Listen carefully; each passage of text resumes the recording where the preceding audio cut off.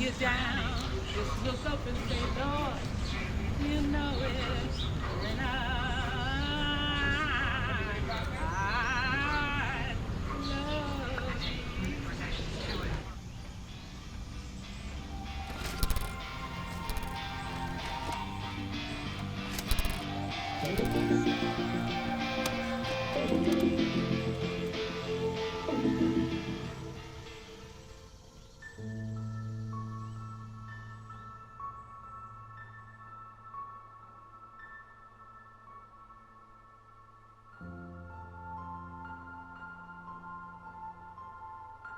It wasn't like necessarily a thing where you kind of felt like confident being like darker skinned. Either like you're going to accept who you are or you're going to allow people to dictate who you are. And so I just got to a point of just kind of, I didn't want no one to dictate who I was. So that's how I got to that place. What is the most memorable thing anyone has ever told you about your skin? That I am so dark skinned, I look purple. So yeah. Is that something you've heard as a child? Yeah, for sure. I mean, people were mean. I mean, the 90s was like, people were like mean. Like colorism was like a huge thing. And it was like, you didn't really have so much like representation of darker skin. And then it was like, it was either like, if you're dark skinned, like you're just like sex. It's like, people want to like have sex with you. It wasn't like you were like beautiful. It was like you were an object kind of.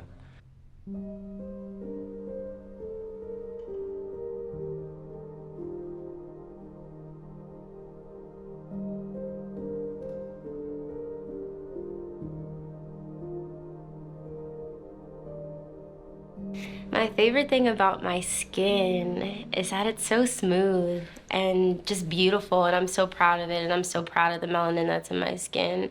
I've never wanted to be anything other than what I am, and that's Black. And so I feel really honored to, you know, carry the skin and also the history that comes with it. Black is beautiful to me means that regardless of if you're the lightest of the light or the darkest of the dark, that you still are valid and that you're still beautiful and that you still exist because you're supposed to be here, and that the space is yours to claim. No one should really ever talk about your skin color. They could say things like, I like your skin, but they shouldn't really say, I don't like your skin. They can say your skin's beautiful or anything, but like they shouldn't really say your skin's ugly or whatever, because it doesn't matter. You can't control what other people say, but you can still tell them that I don't like that, and they probably will stop because you're Black and you're you. I was likely in 4th grade, and I was going to public school for the first time, and I was in an environment that was much more racially mixed than I had come from, and I quickly found out that there were a lot of assumptions about who I was supposed to be, both from teachers and peers, and that I think was the first moment, and that year was the first moment I can recall being aware that there is something different here, or there's something being placed on me that I'm not necessarily getting at home based on these assumptions I'm hearing.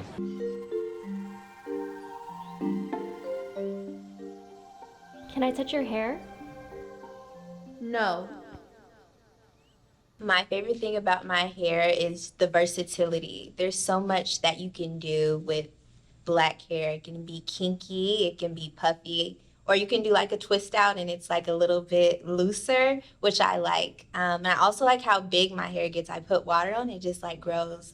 I like when it's fluffy and bouncy. Like I've always loved my hair. I'm a physical therapy student, and even in the clinic, I think like puffs are definitely acceptable in like a low bun, but when you wear like a big afro or you wear when I wear my hair out, it's like, oh my gosh, Sydney, your hair, wow, you saw my hair out last week. But I feel like when it's big, it's just not as acceptable.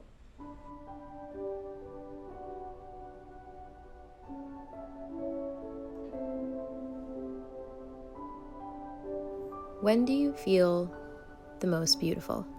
I think I feel most beautiful. There's a few different moments. One being like when I first get my hair braided, like that last braid, and you're about to get out the chair, and they put the mousse on it, love that. But then also, like, the day that I'm taking out my braids, and I'm washing my hair, and it's just everything, just clean face, clean hair.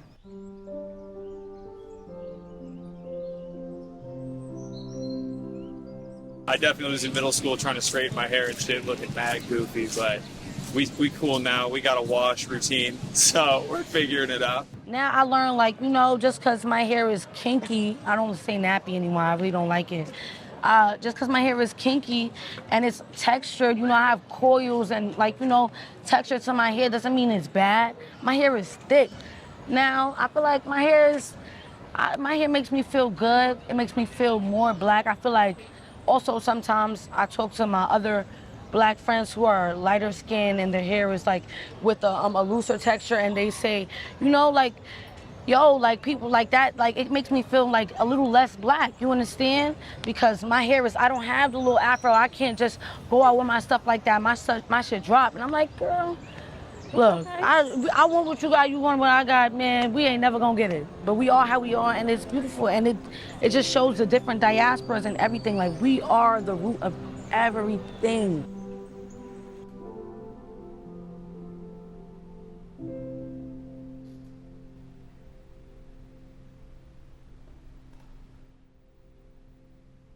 I'm definitely a lot more like neutral about my body. I don't really think you have to be confident about your body. It's a vessel. It does its job.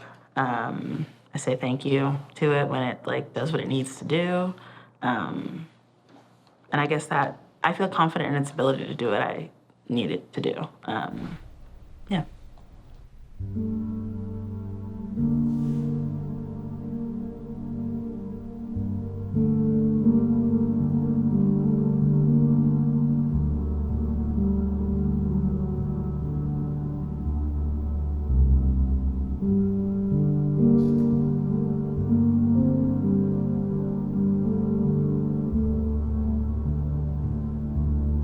I don't really feel like the Black body is really respected or like valued in our society in the way that it should be, and it's very much just viewed as a body and not like our Black bodies, but more of like the Black body in an objective sense.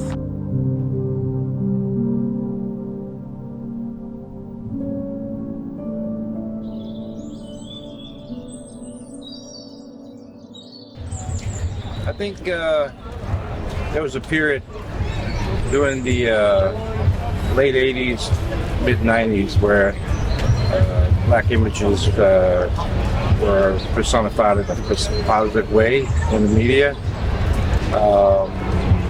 I guess you would say that was kind of a renaissance period for media change, and the images that you saw on sitcoms, television. Part of it was due to like shows like The Cosby Show and other shows that spawned in the 90s.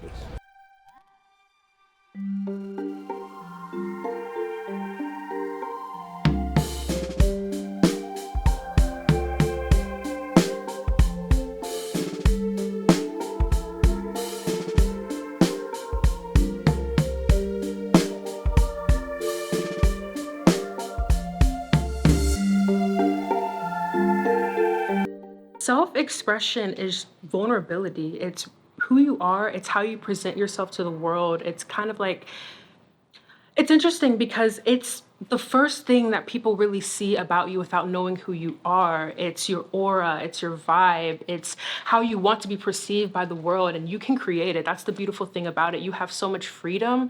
You have the power to express yourself the way you want to be expressed. And I feel like that's so beautiful because we have so much power within ourselves, and we have so much like, it's so exciting. It's so exciting to be able to have so many possibilities within yourself. Do you ever feel yourself suppressing your true desires to express yourself? I used to all the time, but over the past couple of years, I feel like I gained enough confidence and reassurance in myself to not do that anymore. But even then, there's still like a small voice in the back of my head that's like, maybe I shouldn't wear this or express myself this way. Or maybe people are gonna think I'm too much or too extra, but not so much anymore. Where do you think you fit in the world? wherever I am, honestly. Like, I at a point in my life where I know who I am and I'm very comfortable with myself. So I feel like I'm able to like merge into whatever space I want to merge into and feel comfortable in that space and know I belong there and not feel like an outcast, I guess.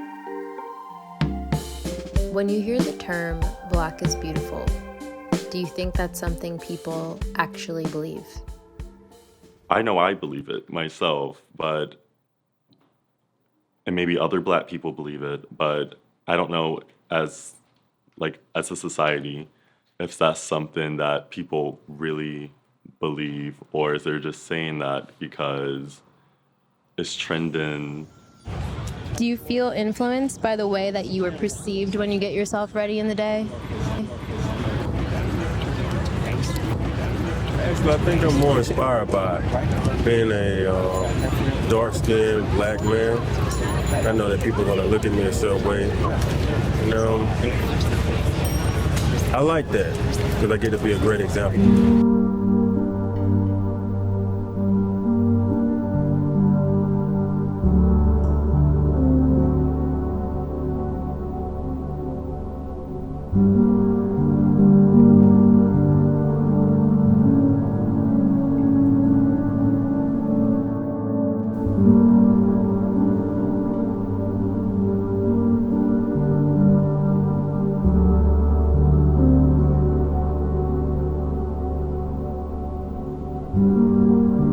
I had a mother that suppressed her thoughts and feelings, and I had to figure things out myself. I kind of let it out. I'm an open book. I've tried to prepare her for things. Not that there wouldn't be any surprises, but I could mitigate the surprises. What do you think? I think you're very unfiltered. It's honest, it's raw and real. And I think really refreshing for people that get to encounter you. And just as your daughter, being raised with someone who doesn't suppress their inner emotions, I think like exactly what you said, there weren't really surprises. I mean, life is full of surprises, right? But I think I felt well prepared for maybe some hurdles that I have to face because you told me what was coming.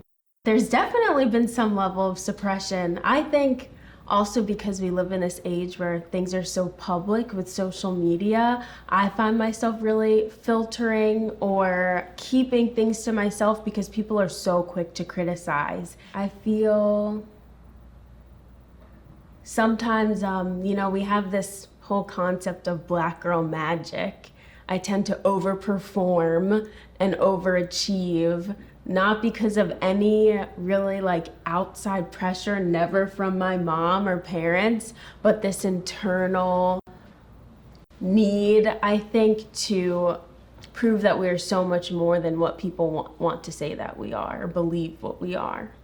And then as a mom, how does that make you feel?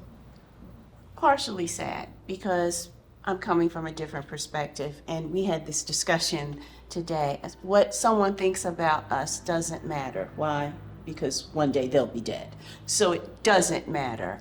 I'm at the stage in my life where I'm not going to prove that I don't meet a stereotype that you may have about me. I'm living my life. I'm presenting how I want to present to the world. If you can't get it, that's on you. I'm not explaining Black people and Black culture to anyone. That's part of my inner joy, that I don't care because why? One day they'll be dead. Right.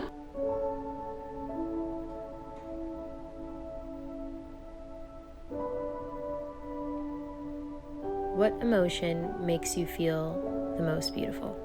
Joy, for sure. Joy, joy, joy. So that's kind of what I'm doing right now, is I'm chasing joy. And what that means is joy is everlasting happiness. But I can't even say everlasting happiness, can I? Because happiness is temporary. So happy, I would describe as just, you got a new car, boom, you're happy. You wreck it, within the next couple of minutes, you're probably going to be a little bit angry or sad. Joy is continuously pursuing what makes you happy. So for me, that's singing. For me, that's poetry. For me, that's being around community and also just loving the hell out of me. That brings me the best joy, to be able to wake up in the mirror and say, damn, you look so beautiful today.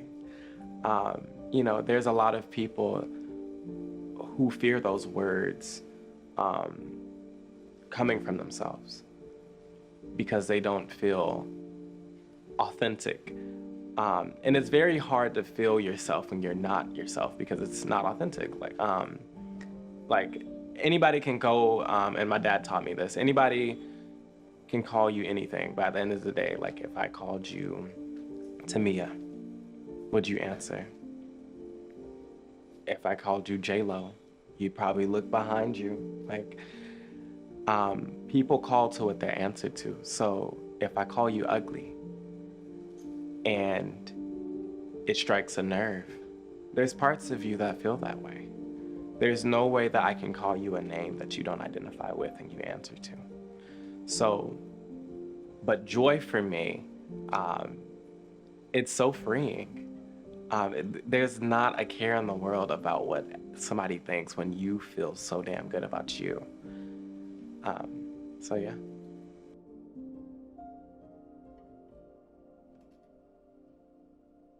Can you look directly into the camera for me and just answer this one question?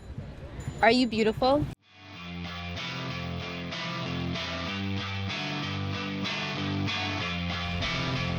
Are you beautiful? Yeah.